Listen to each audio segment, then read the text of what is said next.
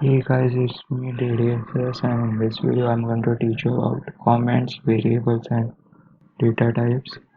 So let's get started with the comments. And what comments are is basically if I type out hashtag and anything we write in this line will be a comment. So I can just write this is a comment. And what comment is a piece of line which will basically be ignored. This is only for telling other people who see your code what you are doing. Like can write here this prints hello world. Of course this is not very helpful because we can just see here, but for more complex programs you have to write a lot of comments to explain to others what it's doing. So if I just run this now,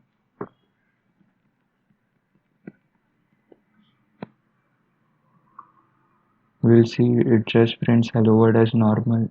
Both of these comments are just ignored, and that's basically just it for comments. I'm going to teach you about data types.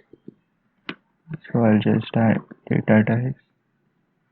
And the first data type we're going to look at is strings.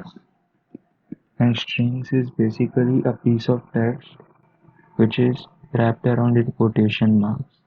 So like this hello world is a string. It is counted as a string, and now you have to keep in mind that this 3 is not counted as an integer because it is surrounded by quotations. So that is just strings, and I'll talk about integers, which is basically numbers without any decimals. So like 3, 4, and whatever this number is, all of these count as integers. And then will be floats, which is basically integer but it has a decimal point like 3.5, and this number, yeah, these are all floats.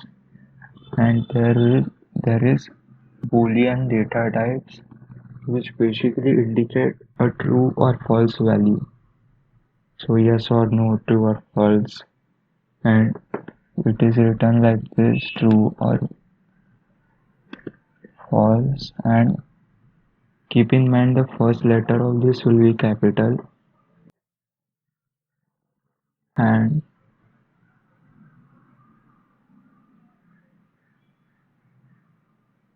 these are all the data types. Well, not all these are the ones we have covered in this video. There are other types like lists, dictionaries, which we'll cover later. And now I'll talk about variables. Basically, variables are a place like a box where you can store this data like strings, integers, floats, and later on in the program you can use them by calling them.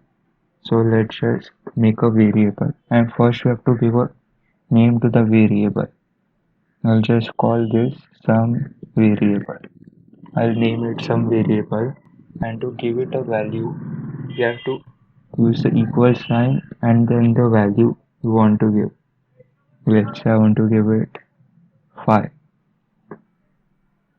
Then this variable will have the value of 5.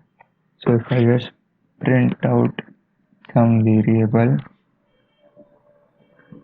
and run this program, as you can see 5 is printed out, because when we call this variable we are referring to here which has the base value of 5.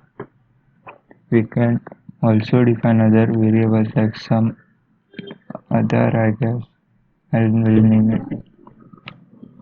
So, sorry guys, I was interrupted. Now let's just continue. What was I going to name? I guess I'll just name it something. And if I If I print out some other variable, it should print out something. Yeah, as you can see something here. And more about this, booleans are usually used in if-else conditional statements, which we'll get into later. And I'll show float now. Let's just say 5.463 and some float, and let's just print it. Yeah, and I show you typecasting, which means converting one data type to another. This only is actually is like sort of limited. Like you can't turn something this into an integer, but if like you have like 5, then you can turn this into an integer. What you have to do is type int and then bracket, and within this bracket the name of the variable. Now if there is actually a function here like print, which is called type, and it gives us the type of the variable. So we have converted this to int, and let's just run it and see class int. Classes is something we'll get into later. And let's just see if I do some, let's just type this text, and we should get an error now. Yeah, we can't turn this into int, can only turn into int. And now we can turn this into a float also by doing float, and let's just as you can see float, and you can turn this number, let's just take this number variable, and we can turn it into a string by just doing str. So I'll just type this out,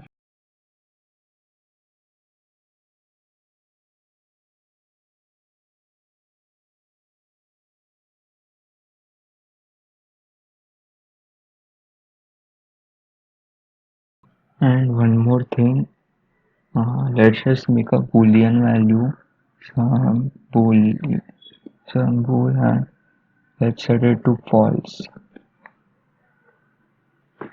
and let's do some bool, erase the bracket. Let's turn this into an integer, and this should work actually. Yeah, we can turn it into an integer, and let's see what we get actually. And as you can see, we get 0 because in the memory booleans are stored as zeros and 1. A true value is stored as a 0 and false value is stored as, true is stored as 1 and false is stored as 0. And I guess this should be it for this video. Thanks for watching, guys.